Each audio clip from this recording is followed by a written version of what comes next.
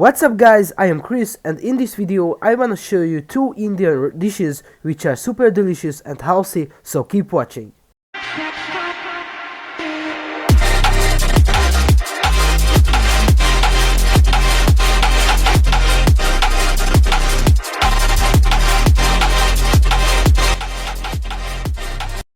Personally, I really like spicy Indian foods and I am keen on gluten-free, dairy-free, satisfying protein-rich, flavorful, creamy foods like dal and curry. The first recipe is going to be a red lentil dal, which is a vegan protein-rich meal.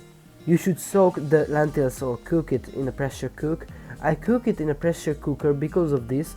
I didn't soak it before cooking.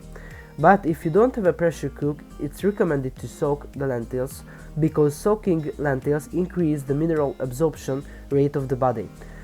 An enzyme called phytase is activated when you soak the dal for some time. Phytase helps in breaking down phytic acid and helps in binding calcium, iron and zinc. This makes the absorption process much easier. Soaking also activates a compound called amylase that breaks down complex starch in lentils and makes them easier to digest. The soaking process also removes the gas-causing compounds from the lentils. Most legumes contain complex oligosaccharides, which is a type of complex sugar responsible for bloating and gas. Post-soaking, this complex sugar content is significantly reduced, which further saves you from gaseous troubles. Make sure to subscribe and leave a comment below that I subscribed. We will try our best to reply to your comment. Let's dive in. The ingredients are 250 grams of red lentil, a head of onion, 2 cloves of garlic, 200 grams of carrot, 100 grams of parsley root, 250 grams of canned chopped tomato, 1 tablespoon of olive oil, a teaspoon of salt, pepper, turmeric, grounded coriander, grounded ginger and a half a teaspoon of cumin. Firstly, you should heat oil in a pot and put the sliced onion and cloves into it. Sauté the onions for 2 to 4 minutes until translucent. Then put the sliced carrot and parsley root into the pot and sauté the veggies for 2 to 4 minutes. After that, put the spices there.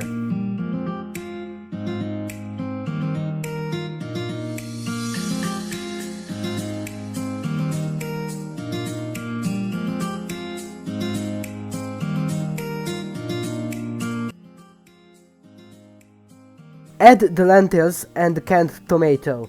Pour enough water to cover it. Then cook covered for about 15 minutes or until the lentils have absorbed most of the liquid. Or if you have an electric pressure cooker, you can set the timer to 4 minutes and select the low pressure mode. I really like this Tesla Key 70 electrical pressure cooker because it makes much more easier the cooking process and it's a good value for money. I will make a complete review about it soon. After about 15 minutes, the dal will be ready. It's a very good choice for meat-free meals or days. The next recipe is a chicken curry. I prepared homemade curry spice mix which include 1 tablespoon of coriander seeds, 1 teaspoon of salt, 1 teaspoon of cumin, 1 teaspoon of turmeric, 1 teaspoon of black pepper and a little piece of grated fresh ginger. The ingredients are coconut oil, 2 heads of onion, 4 cloves of garlic, curry spice mix, canned chopped tomato, 1 kilogram of chicken breast or thigh filet and 400 milliliters canned coconut milk.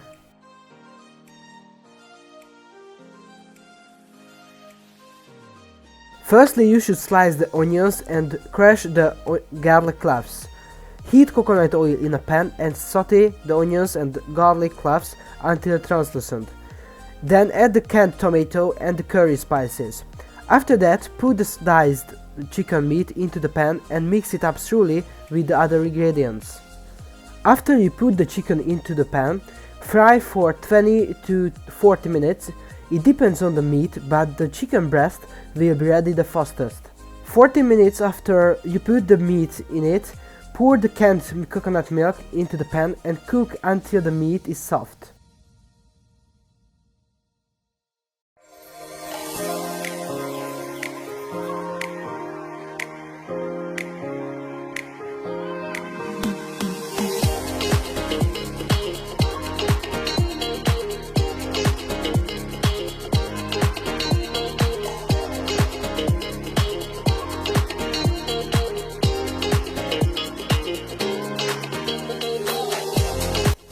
Keep in mind, if you use chicken thighs, it will take longer to cook than chicken breasts do, because thighs contain more fat, but I like to use thigh because it's tastier.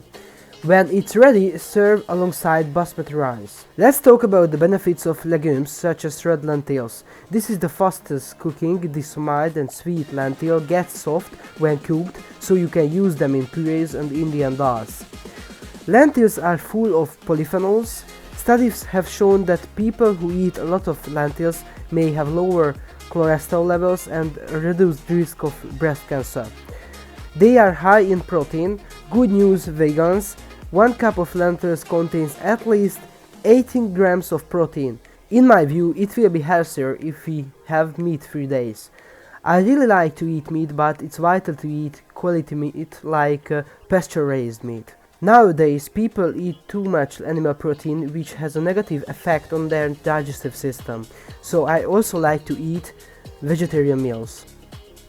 They are a good source of iron. 1 cup of lentils also has 6 milligrams of iron, which is about 1/3 of what you need for the entire day.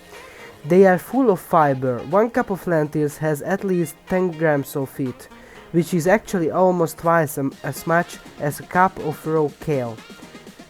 They are a good source of folic acid. Scientists have found lentils to be a great, well-absorbed dietary source of folic acid.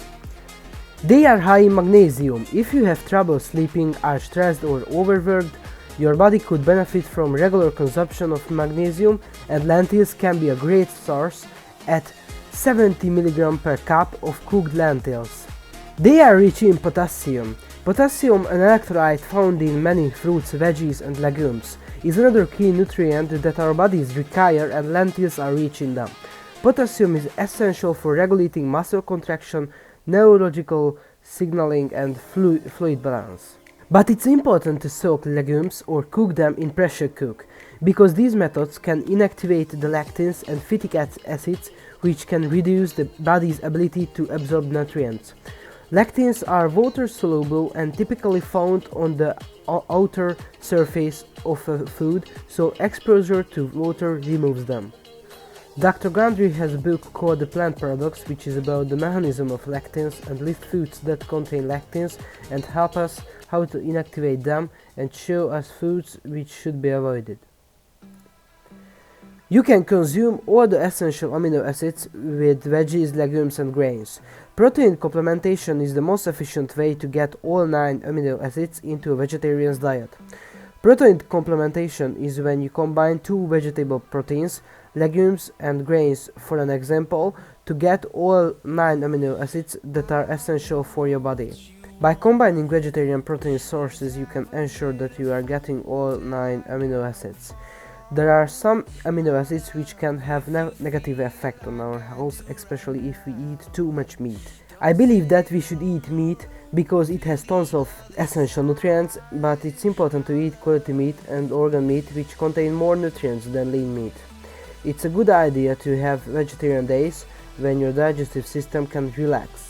In Ayurveda, there are 6 tastes that you can include in every meal: sweet, sour, salty, bitter, pungent and astringent. Meals with all 6 tastes are great opportunities to help balance flavors and nutrition for better health. In addition, spicy foods heat the body during winter and make easier the digestion. Hope you enjoyed the video. I wanna know what you guys think about Indian foods. Are you gonna do these? Comment down below if you are gonna do this. Please hit the thumbs up button and don't forget to subscribe. Thanks so much for watching, everybody. See you next time.